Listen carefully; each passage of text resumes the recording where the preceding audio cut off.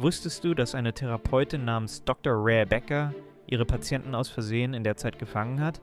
Sie nutzte eine spezielle Methode. Ihre Patienten sollten in Kindheitserinnerungen zurückreisen. Das sollte bei der Heilung helfen. Zuerst schien alles normal. Die Erwachsenen legten sich hin.